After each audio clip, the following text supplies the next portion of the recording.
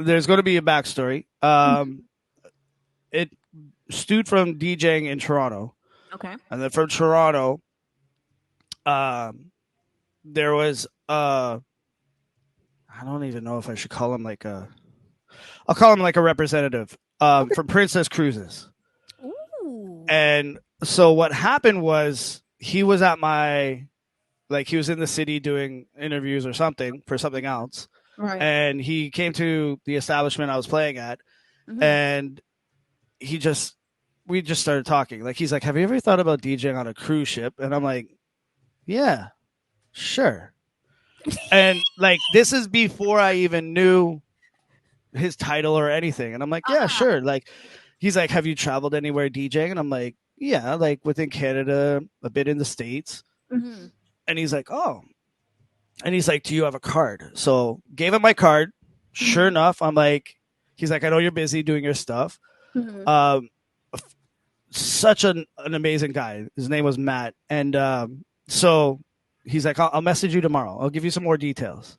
I was Okay. like, "Yeah, sure, okay, buddy." Because we hear 1,001 different things. Like Right. as DJs, you hear 1,001 different promises Mm-hmm. or things that like offerings or Yeah. whatever, and Right. 100% of the time, and I know I'm saying 100% of the time, Mm-hmm. it doesn't come into fruition. Right. I could say I'll say 99.9. How about that? Okay. But That's there's fine. always that 0.1% Point that one that. Yeah. is actually something. Right. Sure enough, he messaged me back and he's like, Oh. "Hey, would you want to come in for like a quick interview type of thing?" Came in Mm-hmm. and he's like, "I think you would be really good and suited for this position." So set up the equipment for him. And then it was basically like an interview. And I wasn't really ready for that. And then came, did the interview. Uh-huh. It's supposed to be a 15-minute interview, and he's giving you these little things to say. Like, we're leaving from New York City. We're leaving from Miami. We're leaving from the UK.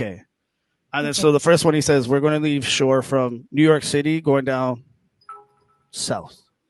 So he's like, what would you do if you're leaving New York City Harbor? Okay. Shout outs going out to Red Hook, Brooklyn. Whoop whoop. So I was like, okay. So I ended up started playing um, Frank Sinatra in New York, New York. And at that point in time, shoot, what was the song? I'm a slave for you. Britney Spears was the biggest thing, and I Oh. completely Okay. mashed it up. So I Okay. grabbed that beat from Britney Uh-huh. Spears and I did New York, New York, and I mashed it. And it was supposed to be a 15-minute set. It lasted 45 seconds, 30 to 45 seconds. He's like, "Stop," Mm-hmm. and I'm like, "What?" And he's like, "Interview's done." And I was like, "Okay." And I was like, "What?" He's like, I'm not offering you this job. You're overqualified. But instead, I'm going to offer you something else." I was like, "I'm sorry." He's like, "I don't have any of the paperwork here, but if I don't scoop you up right now, the other agents will." So I was like, "Okay." So what he offered me was a guest entertainer DJ slot, which is next to impossible to get on any cruise line. So those who are thinking to try to get one, good luck. They don't really exist anymore.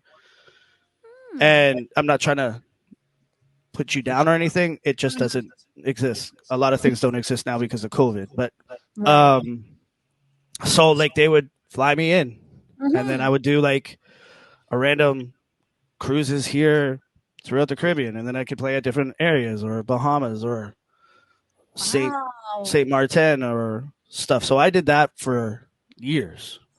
And Nice. there's times where I was gone for like 3 months. There's times where I was gone for almost six. Mm-hmm. Come back, sleep for 3 days, Mm. do laundry, and then I'm gone for another who knows long. Wow. Um, so, and I gotta shut up Vanessa Arctic just being the backbone and the support. 'Cause I don't think I would have been able to do a lot of them. Yeah. And even still to this day, like people are like, "Aren't you excited?" I'm only excited when I'm landing. Hmm. It's everything between that I hate doing because I'm leaving her. And I'm leaving everything that I built up here and Yeah. putting it on pause to go play somewhere else. Right. So it's like the saying where people are like, the grass is always greener. No, the Right. grass is greener on which side or the lawn you choose to water. Exactly. And unfortunately, one is going to suffer when you're watering the other. Of course. So, Yeah. good Yeah. question, Nats. Would you prefer regular gigs or cruise ships? So, best way to describe it, cruise ships is the ultimate white wedding. It's the Disney effect. Mm-hmm. Everybody's smiling. You're constantly smiling. You're supposed to put on like a happy face. It could be the worst time of your life, but they don't need to know that. And you Right. kind of have to put that all aside. And the Yeah. reason why I'm saying it's kind of like your ultimate white wedding, you know, YMCA, Bon Jovi, Living on a Prayer, Mm-hmm. Journey, Bruno Mars, every single stupid line dance song that teaches you how to dance for The those who Macarena. don't know how to dance. Cha Cha Slide, Electric Slide, Cupid Shuffle, Mississippi Slide. Like there's so many. It's just a Slides. constant. Think about when you go on a resort Mm-hmm. and you hear like the DJ play there Yeah. and it's the same songs every single day. Right. So you don't get that much musical freedom Mm-hmm. depending.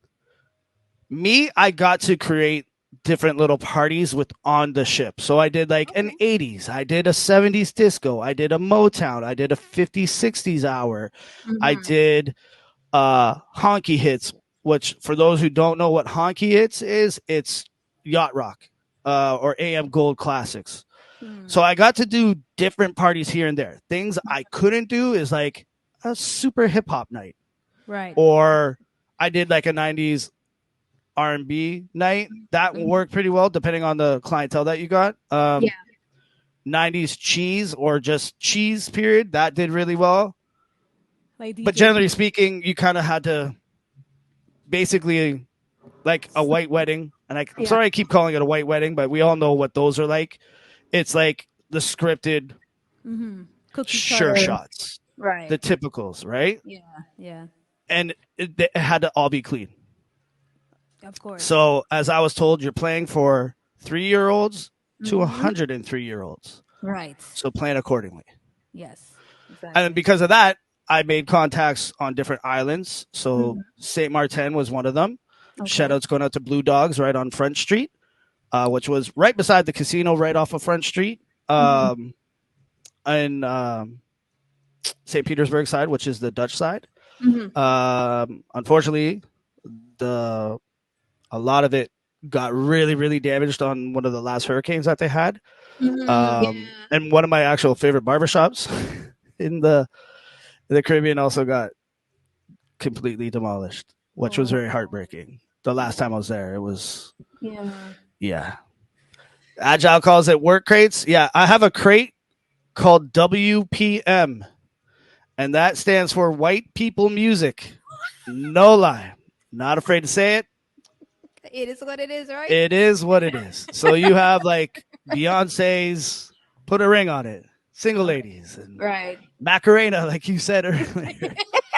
Who Let the Dogs Out? For those who are being Yes. really Oh risky. man. Woo! Oh, yeah. My WPM folder. I also have a folder called Crap, which is short form for commercial rap. Oh, Oh. yeah. You're Sean Paul's. Oh, yeah. Mm-hmm. Yeah. I also have a crate called Plop, which is, and Plop Rock, which is pop rock and pop top 40. Okay. It's just something I needed to keep my mentalness Right. going and alert. And Yes. it's funny because I had like Scratch looking at, we were doing a gig, and Mm-hmm. he looked and he's like, "You have a folder called Crap?" I'm like, "Keep scrolling." And he just looked, he's like, "Plop, Plop Rock." Okay. That's why, ladies and gentlemen, we are such good friends.